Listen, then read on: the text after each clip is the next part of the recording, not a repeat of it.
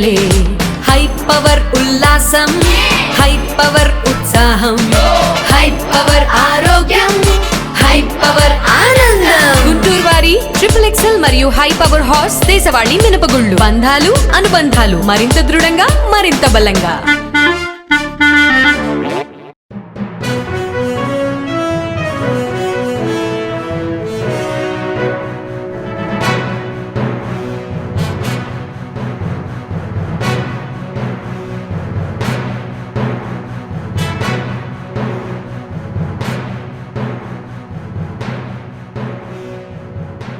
నమస్తే, welcome to next Zee news. ఈనాటి వార్తా విశేషాలు. వైసీపీ నేత మాజీ మంత్రి గోవర్ధన్ రెడ్డిపై నెల్లూరు జిల్లా కావలి 1వ పట్టణ పోలీస్ స్టేషన్లో పలు సెక్షన్ల కింద కేసులు నమోదయ్యాయి. విద్యార్థికి ఇచ్చిన మాటను కేంద్ర మంత్రి పెమ్మసాని చంద్రశేఖర్ నిలబెట్టుకున్నారు. విద్యార్థి విజ్ఞప్తి మేరకు సైకిల్ పంపించారు.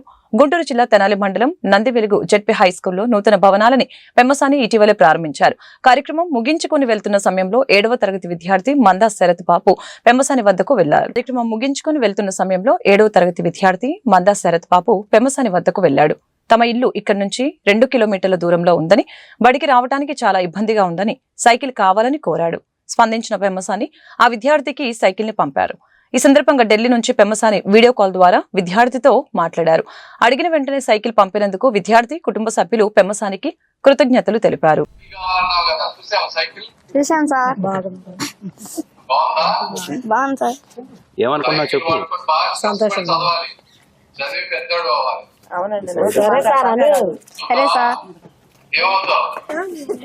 పోలీస్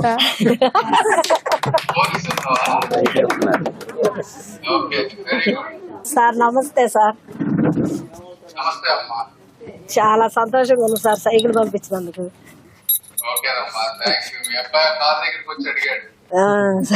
మాకు తెలుసు సార్ అడిగిన సంగతి. అసలు మాకు చాలా సంతోషంగా ఉంది సార్ మీరు పంపించినందుకు. సరే సార్, థ్యాంక్స్. చదివిస్తా సార్.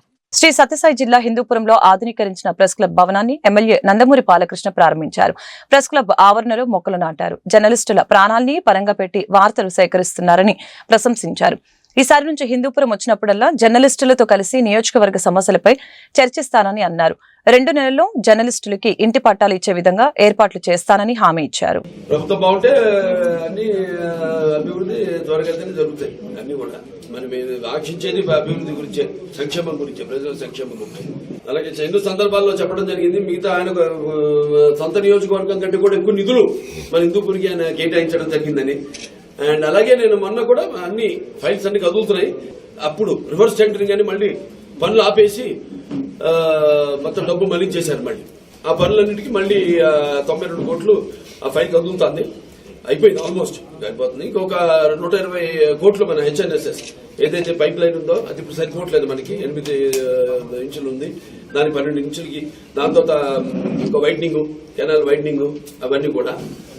మంత్రి నారా లోకేష్ ని డిప్యూటీ సీఎం చేయాలని డిమాండ్ ఏపీ రాజకీయాల్లో చర్చనీయాంశంగా మారింది. లోకేష్ ను ఉప ముఖ్యమంత్రి చేయాలంటూ వరుస పెట్టి టీడీపీ నేతలు డిమాండ్ చేయడంతో ఈ అంశం జనసేనలో ప్రకంపనలు పుట్టించింది. ఈ అంశం వివాదాస్పదం కావడంతో టీడీపీ అధిష్టానం కన్నెర చేసింది. ఈ అంశంపై ఎవరు మాట్లాడవద్దని పార్టీ క్యాడర్ కి ఆదేశాలు జారీ చేసింది. జనసేన కూడా తమ పార్టీ నేతలు, కార్యకర్తలు ఎవరు కూడా ఈ అంశంపై బహిరంగంగా మాట్లాడవద్దని, సోషల్ మీడియాలో స్పందించవద్దని ఆదేశించింది. పార్టీ ఆదేశాలను ఉల్లంఘించిన, పార్టీ లైన్ దాటినా చర్యలు తప్పవని హెచ్చరించింది. మరొక వైపు దావోస్ పర్యటనలో నారా లోకేష్ బిజీగా ఉన్నారు. ఈ తరుణంలో లోకేష్ ని ఓ జాతీయ మీడియా ఛానల్ పలకరించింది. లోకేష్ డిప్యూటీ సీఎం అనే వార్తలు లోకల్ మీడియాలో వస్తున్నాయని, మీ రాజకీయ లక్ష్యం ఏంటని ఆ ఛానల్ ప్రతినిధి ప్రశ్నించారు. దీనికి సమాధానంగా తాను రాజకీయంగా మంచి పొజిషన్ లో ఉన్నానని లోకేష్ చెప్పారు. ఎన్నికల్లో తమను ప్రజలు మంచి మెజారిటీతో గెలిపించారని, 94% సీట్లలో కూటమి అభ్యర్థులు గెలిచారని లోకేష్ అన్నారు. ప్రస్తుతం తనకు చేతి నిండా పని ఉందని, తనకు అప్పగించిన శాఖలపై పూర్తి స్థాయిలో పని చేస్తున్నానని చెప్పారు. సీఎం చంద్రబాబు పెట్టిన టార్గెట్లపైన ఫోకస్ చేశానని అన్నారు. కాంగ్రెస్ అగ్రనేతలు రాహుల్ గాంధీ, ప్రియాంక గాంధీని ఆ పార్టీ జాతీయ అధ్యక్షులు మల్లికార్జున ఖార్గే కొనియాడారు. ప్రియాంక స్త్రీ శక్తికి, రాహుల్ గాంధీ యువ శక్తికి చిహ్నాలుగా పేర్కొన్నారు. కర్ణాటకలోని బెలగావిలో నిర్వహించిన గాంధీ భారత్ కార్యక్రమంలో ప్రసంగించిన ఖార్గే ప్రియాంక ఎంతో దృఢమైన మహిళ అని, తన తండ్రి రాజీవ్ గాంధీ మరణం తర్వాత ఆమె తన కుటుంబానికి ఎంతో ధైర్యాన్ని ఇచ్చారని చెప్పారు. స్వాతంత్ర పోరాట యోధులు కిత్తూరు రాణి చెన్నమ్మ ఝాన్సీ లక్ష్మీబాయితో ప్రియాంకను పోల్చారు. ప్రజలు పోల్చుకుంటున్నారని ఖార్గే తెలియజేశారు. ప్రస్తుతం బీజేపీ ఆర్ఎస్ఎస్ కి వ్యతిరేకంగా ప్రియాంక పోరాడుతున్నారని తెలియజేశారు. అలాగే రాహుల్ గాంధీ యువశక్తికి చిహ్నమని ఖార్గే వ్యాఖ్యానించారు. బీజేపీ అధికార దుర్వినియోగానికి పాల్పడుతుందని ఆరోపించారు. గాంధీ కుటుంబమే లక్ష్యంగా అవాస్తవాలు ప్రచారం చేస్తున్నారని ఖార్గే మండిపడ్డారు. గత వైసీపీ ప్రభుత్వం స్థానిక సంస్థల నిధుల్ని పక్కదారి పట్టించిందని గుంటూరు తూర్పు ఎమ్మెల్యే మహమ్మద్ నజీర్ అహ్మద్ ఆరోపించారు. కూటమి ప్రభుత్వం అధికారంలోకి రాకనే స్థానిక సంస్థల నిధులు ఆయా ప్రాంతాల అభివృద్ధికి కేటాయించిందని చెప్పారు. 7 నెలల కాలంలోనే గుంటూరు తూర్పు నియోజకవర్గ ప్రగతి పరుగులు తీస్తుందని అన్నారు. స్థానిక 6వ డివిజన్ రైల్వే స్టేషన్ సమీపంలో 83 లక్షలతో చేపట్టిన నూతన సీసీ డ్రైన్ కి ఎమ్మెల్యే మహమ్మద్ నజీర్ అహ్మద్ మంగళవారం శంకుస్థాపన చేశారు. అనంతరం ఎమ్మెల్యే నజీర్ అహ్మద్ మీడియాతో మాట్లాడారు. బ్రిటిష్ కాలం నాటి డ్రైనేజీ వ్యవస్థని ప్రక్షాళన చేసి నూతన డ్రైన్ నిర్మిస్తున్నామని పేర్కొన్నారు. యువతే ఉపాధి లక్ష్యంగా నూతన పరిశ్రమల స్థాపనకి పెట్టుబడులు ఆహ్వానించేందుకు రాష్ట్ర ముఖ్యమంత్రి చంద్రబాబు నాయుడు అహర్నిశలు కృషి చేస్తున్నారని ఈ సందర్భంగా తెలిపారు. కార్యక్రమంలో స్థానిక కార్పొరేటర్ పోతురాజు సమత, డివిజన్ టీడీపీ నాయకులు పోతురాజు చిన్న, మస్తాన్ రెడ్డి, పి విజయ్ కుమార్, సత్యవతి, కొనకల్ల సత్యనారాయణ తదితరులు పాల్గొన్నారు. ఆనుకున్నటువంటి రైల్వే స్టేషన్ రోడ్లో అనేక వాణిజ్య సముదాయాలు, లాడ్జెస్, వివిధ రకాల వాణిజ్య సముదాయాలతో పాటు పెద్ద పెద్ద అపార్ట్మెంట్స్ కూడా వస్తున్నటువంటి తరుణంలో ఇక్కడ దాదాపు బ్రిటిష్ కాలం నాటి డ్రైన్ని పునర్నిర్మాణం చేసేటువంటి కార్యక్రమాన్ని ఈరోజు 83 లక్షల రూపాయలతో దాదాపు 630 మీటర్ల డ్రైన్ని ఏర్పాటు చేయడం జరుగుతూ ఉంది. ముఖ్యంగా గుంటూరు నగరంలో మారుమూల ప్రాంతాలతో పాటు అభివృద్ధి చెందుతున్నటువంటి ఈ గుంటూరు నగరంలో ప్రతి ఒక్క వార్డులో కూడా ఎక్కడ శానిటేషన్ సమస్య లేకుండా ప్రజలకు అవసరమైనటువంటి మౌలిక వసతులు కల్పించేటువంటి క్రమంలో కూటమి ప్రభుత్వం ముందుకు సాగుతూ ఉంది. గతంలో మనందరం కూడా చూసాం, స్థానిక సంస్థల నిధుల్ని దుర్వినియోగం చేసేటువంటి పరిస్థితి ఉంటే ఈరోజు గౌరవ ముఖ్యమంత్రి గారు కూటమి ప్రభుత్వం ఏర్పడ్డ తర్వాత ఏ స్థానిక సంస్థకు సంబంధించినటువంటి నిధుల్ని వాటికే ఉపయోగించి వాటి అభివృద్ధికి మౌలిక వసతులు కల్పించడంలో ప్రజలకు అవసరమైనటువంటి కార్యక్రమాలు చేయడం జరుగుతూ ఉంది. అంతేకాకుండా రాష్ట్ర వ్యాప్తంగా కూటమి ప్రభుత్వం ఏర్పడిన తర్వాత పెట్టుబడులను ఆకర్షించేటువంటి క్రమంలో పెద్ద ఎత్తున ఇండస్ట్రీస్ని ఏర్పాటు చేసి నిరుద్యోగ యువత కోసం ఒక పెద్దపీట వేసేటువంటి కార్యక్రమాన్ని దాదాపు 5 లక్షల యువతకు ఉద్యోగాలు కల్పించేటువంటి ఈ సంవత్సరంలోనే జరుగుతూ ఉంది. రాబోయేటువంటి 5 సంవత్సరాల్లో 20 లక్షల మందికి ఉద్యోగాలు కల్పించేటువంటి క్రమంలో పెద్ద ఎత్తున పెట్టుబడులను ఆకర్షించేటువంటి కార్యక్రమంతో పాటు ఇండస్ట్రీస్ని ఏర్పాటు చేసేటువంటి కార్యక్రమం జరుగుతూ ఉంది. అంటే కొత్తగా ఈ కూటమి ప్రభుత్వం ఏర్పడిన తర్వాత 6 నెలల్లోనే మారుమూల ప్రాంతాలతో పాటు నగరం మొత్తం కూడా అభివృద్ధి చెందుతున్నటువంటి అవకాశాలు కనిపిస్తూ ఉన్నాయి. తప్పకుండా ప్రజలకు ఎటువంటి ఇబ్బంది వచ్చినా కూడా కూటమి నాయకత్వం మేమందరం కూడా మా కార్పొరేటర్స్తో పాటు మేము అందరం కూడా ప్రజలకు అందుబాటులో ఉంటాం. ప్రతి ఒక్క కార్యక్రమాన్ని కూడా తీసుకొని ముందుకు సాగుతామని చెప్పి తెలియజేస్తాం. ఇప్పుడు మనకి railway station road government hospital పరిధిలో డ్రైన్స్ మొన్న షిల్ట్ తీయటానికి కోసం కమిషనర్ గారు కూడా షిల్ట్ కూడా తొలగించడం జరిగింది. ఇది గత గవర్నమెంట్లోనే మేము పెట్టడం జరిగింది. ఈ డ్రైన్స్ పెద్ద బడ్జెట్ అని చెప్పేసి మాకు అనుమతి అయితే ఇవ్వలేదు. ఇప్పుడు మన గవర్నమెంట్ తెలుగుదేశం గవర్నమెంట్ వచ్చిన తర్వాత నజీర్ అహ్మద్ గారి దృష్టికి తీసుకెళ్ళడం జరిగింది. ఇక్కడ డ్రైన్ చాలా ఇబ్బందిగా ఉందని. ఇది నడి సెంటర్లో ఉండటం వల్ల కూడా గవర్నమెంట్ హాస్పిటల్కి కానివ్వండి, రైల్వే స్టేషన్కి కానివ్వండి చాలామంది ప్రజలు వస్తూ ఉంటారు. కానీ ఇక్కడ డ్రైన్స్ ఏంటంటే సరిగ్గా లేకపోవటం వల్ల బ్రిటిష్ కాలం నాటి డ్రైన్స్ అవ్వటం వల్ల ఇక్కడ చాలామంది డ్రింక్ చేసే వాళ్ళు కూడా ఆ కాలువల్లో మెయిన్ కాలువల్లో పడి చనిపోయిన వాళ్ళు కూడా చాలామంది ఉన్నారండి. మేము శానిటేషన్ వాళ్ళ చేత కూడా వాళ్ళని డెడ్ బాడీస్ తీయించడం కూడా జరిగింది.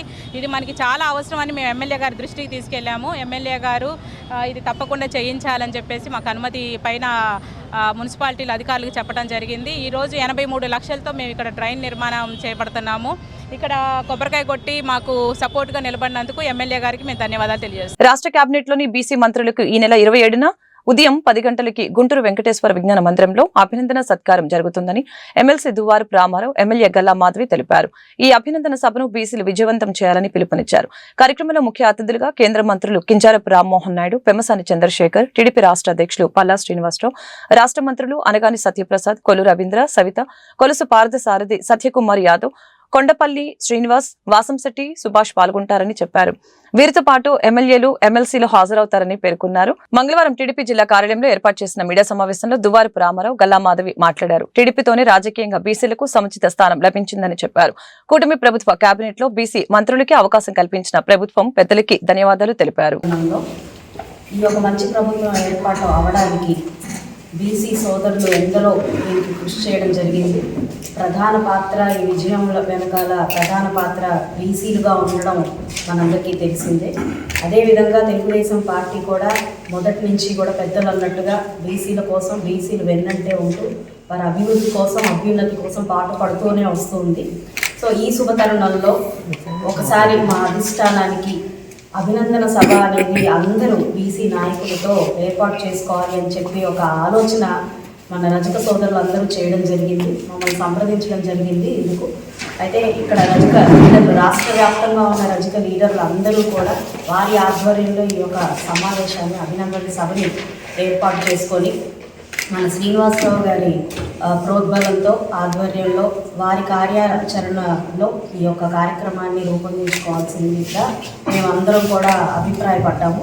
దానికోసమని మేము మాట్లాడుకున్నప్పుడు ఈ 27వ తారీఖున విజ్ఞాన మందిరంలో ఈ యొక్క సభని ఏర్పాటు చేసుకొని బీసీ మంత్రులుగా, ఎమ్మెల్యేలుగా గెలిచిన వాళ్ళందరినీ కూడా ఒకసారి అభినందించి, వారందరినీ పిలిచి వారిని ఆహ్వానించి అభినందించాలి అని వారికి ఒక మంచి ఆహ్వానాన్ని పలకడం జరిగింది. సో వారందరి సమక్షంలో ఒక అభినందన సభని ఏర్పాటు చేసుకొని బీసీల ఐక్యతని చూపించాలి అన్నది ఇందులో ముఖ్య ఉద్దేశంగా పెద్దలందరూ కూడా నిర్ణయించడం జరిగింది. పార్టీ బీసీల కోసం ఎంత నిబద్ధతగా ఉందో అదేవిధంగా బీసీలందరూ కూడా పార్టీ కోసం ఉన్నాము అని తెలియపరచడం ఇది ముఖ్య ఉద్దేశంగా ఉన్నప్పుడు అందరు బీసీ లీడర్లతో పాటుగా అదేవిధంగా మన రజక సోదరులు, రజక లీడర్లు, ముఖ్యంగా నాకు టికెట్ ఇచ్చిన తర్వాత రాష్ట్ర వ్యాప్తంగా రజక సోదరులు అందరూ కూడా ఎంతో ఆనందం వ్యక్తం చేసిన క్రమంలో వారి ఆధ్వర్యంలో ఈ యొక్క అభినందన సభని ఏర్పాటు చేసుకోవడం జరిగింది. కాబట్టి ఇక్కడ పశ్చిమ నియోజకవర్గంలో ఈ యొక్క సభని ఏర్పాటు చేయడం జరిగింది. కావున ప్రతి ఒక్క బీసీ నాయకుడు, ప్రతి ఒక్క బీసీ బిడ్డ ఈ యొక్క సభని విచ్చేసి జయప్రదం చేయాల్సిందిగా కోరుకుంటూ ఉన్నాము.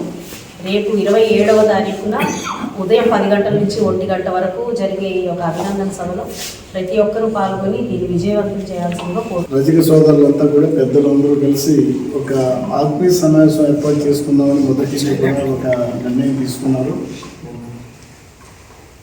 అందుకు మేము కూడా అది విశాఖపట్నంలో కార్యక్రమం తీసుకోవాలా లేకపోతే గుంటూరులో కార్యక్రమం తీసుకోవాలన్న ఆలోచనతో ఇక్కడ సోదరులంతా కూడా ముఖ్యంగా డ్రీమ్స్ విద్యా సంస్థల అధినేత శ్రీనివాసరావు గారు వారి యొక్క సహకారంతోనూ మిగతా రజక యూత్ ఆర్గనైజేషన్ ఈ రజక బిడ్డల యొక్క ఆధ్వర్యంలో నేను మాధవి ఒక కార్యక్రమం ఇక్కడే తీసుకుంటే బాగుంటుంది, ఇది విజయవాడ క్యాపిటల్కి దగ్గరగా ఉంటుందన్న ఒక ఆలోచనతో కార్యక్రమాన్ని గుంటూరు 27వ తారీఖున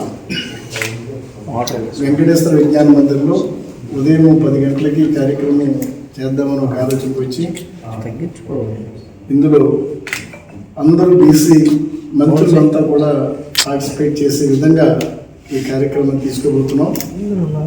ఇందుకు సంబంధించి ఏదైతే బీసీల పరంగా మంత్రులందరూ ఉన్నారో వారందరూ కూడా ఈ కార్యక్రమానికి హాజరవుతారు. అదేవిధంగా కేంద్ర మంత్రి శ్రీ కింజరాపు రామ్మోహన్ నాయుడు గారు కూడా ఈ కార్యక్రమానికి ఇచ్చేస్తున్నారు. కాబట్టి ఒక మంచి కార్యక్రమం తీసుకుందామని ఒక ఆలోచనతో ముందుకెళ్తున్నాం.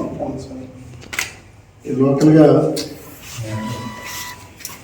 కేంద్ర మంత్రి గారు పెన్షన్ చంద్రశేఖర్ గారు, అదేవిధంగా మా మాధవ్ గారు, రామాంజనేయుడు గారు, నజీర్ గారు, పార్లమెంట్ అధ్యక్షుడు శ్రీ తెనాలి శ్రావణ కుమార్ గారు కూడా ఈ కార్యక్రమానికి ఇన్వైట్ చేస్తున్నాం.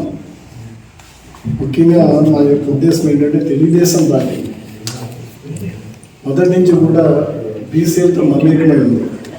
1982లో స్వర్గీయ నందమూరి తారక రామారావు ఏదైతే తెలుగుదేశం పార్టీని ఒక ఆశయంతో స్థాపించారో నాయకత్వాన్ని, తెలుగుదేశం బీసీ నాయకత్వాన్ని పెంచి పోషించిన విషయం కూడా అందరికీ తెలుసు. నాయకత్వాన్ని అందించిన విషయం కూడా మీ అందరికీ తెలుసు. దాన్ని మరింత ముందుకి తీసుకెళ్ళి మా అధినాయకుడు మాన్యశ్రీ ముఖ్యమంత్రి చంద్రబాబు నాయుడు గారు కానీ, లోకేష్ బాబు గారు గుంటూరు లాలుపురం రోడ్డు నందు గల బీజేపీ జిల్లా కార్యాలయంలో బీజేపీ సీనియర్ నాయకులు జిల్లా క్రియాశీలక సభ్యత్వం ఇన్ఛార్జి కొత్తూరు వెంకట సుబ్బారావు అధ్యక్షతన జిల్లా అధ్యక్ష పదవికి జరిగిన ఎన్నికల్లో చెరుకూరి తిరుపతిరావుని ఏకగ్రీవంగా జిల్లా అధ్యక్షులుగా ఎన్నుకున్నట్లు జిల్లా ఎన్నికల రిటర్నింగ్ ఇన్ఛార్జి ఉప్పలపాటి శ్రీనివాసరాజు, జిల్లా పరిశీలకులు చిగురుపాటి కుమారస్వామి ప్రకటించారు. ఈ సందర్భంగా శ్రీనివాసరాజు మాట్లాడారు. అధ్యక్ష పదవి కోసం పోటీలో ఉన్న 8 మంది ఏకాభిప్రాయంతో ఏకగ్రీవంగా చెరుకూరి తిరుపతిరావును ఎన్నుకోవడం జరిగిందని, ఇది అభినందించదగ్గ విషయమని చెప్పారు. ఎంతో కాలంగా పార్టీని నమ్ముకుని పార్టీ కోసం కష్టపడి పనిచేసిన తిరుపతిరావుని రాష్ట్ర పార్టీ జిల్లా అధ్యక్షునిగా ఎంపిక చేయడం చాలా సంతోషకరమైన విషయమని తెలిపారు. రాబోయే రోజుల్లో అందరినీ కలుపుకుని పార్టీని బలోపేతం చేసుకుంటూ ముందుకు సాగాలని కోరారు. బీజేపీ గుంటూరు జిల్లా నూతన అధ్యక్షులు చెరుకూరి తిరుపతిరావు మాట్లాడుతూ రానున్న స్థానిక ఎన్నికలు, కార్పొరేషన్ ఎన్నికల్లో పార్టీ విజయానికి కృషి చేస్తామని చెప్పారు. కార్యక్రమంలో బీజేపీ నేతలు నేరెళ్ల మాధవరావు, తియ్యాగూర వెంకట కృష్ణారెడ్డి, ఎడ్లపాటి స్వరూపారాణి, శనకేల అరుణ, ఈదర శ్రీనివాస్ రెడ్డి, భీమినేని చంద్రశేఖర్, పాలపాటి రవికుమార్ తదితరులు పాల్గొన్నారు. కష్టాన్ని ప్రతి ఒక్క కార్యకర్త గ్రామానికి వెళ్ళి సభ్యత్వం చేయడం జరిగింది. అందరూ కూడా ఎంతో కష్టపడి ఈ యొక్క జిల్లాని ఎలిజిబిలిటీ తేవడానికి ఎంతో సహకరించారు.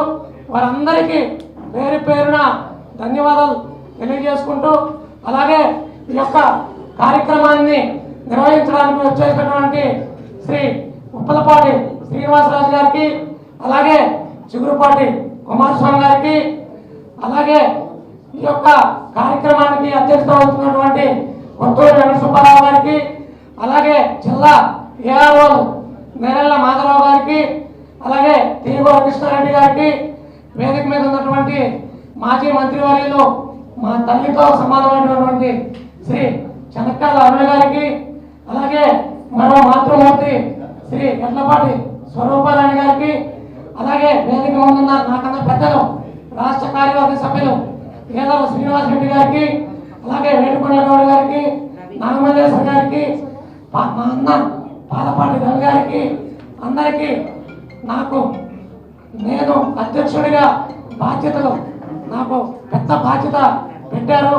ఈ యొక్క కార్యకర్తలు ఎవరికి ఎటువంటి ఇబ్బంది లేకుండా అందరినీ కలుపుకొని అందరినీ సమన్వయం చేసుకుంటూ ఈ జిల్లాలో రేపు జరగబోయే స్థానిక సంస్థల ఎన్నికల్లో కానీ, జరగబోయే మున్సిపల్ కార్పొరేషన్ ఎలక్షన్లో కానీ ప్రతి ఒక్క కార్యకర్త పనిచేసి, అలాగే కార్పొరేషన్లు అయితే కార్పొరేటర్లుగా, అలాగే గ్రామాల్లో అయితే సర్పంచులుగా, జెడ్పీటీసీలుగా, ఎంపీటీసీలుగా అందరం కూడా మన కూటమి ప్రభుత్వం ఉంది కాబట్టి మన యొక్క బలాన్ని సూచించి మనం ప్రతి ఒక్క కార్యకర్త కష్టపడతారని చెప్పి, అలాగే మనం ఎంతైతే కష్టపడతామో అంత బలం ఉంటుంది మనకి. మనం ఎప్పుడైనా సరే ఒక యూనిట్గా వెళ్ళినప్పుడు మాత్రమే అవతల పార్టీ వాళ్ళు కూడా మన కూటమిలో ఉండే టీడీపీ కావచ్చు, జనసేన కావచ్చు, వాళ్ళు గుర్తిస్తారు మనల్ని. మనం ఏ కార్యక్రమం చేసినా కానీ ఒక యూనిట్గా అందరినీ కలుపుకొని పనిచేస్తామని చెప్పి అందరికీ. ఈ వార్తలు ఇంతటితో సమాప్తం. మరొక బులెటిన్ మళ్ళీ కలుద్దాం. నమస్కారం.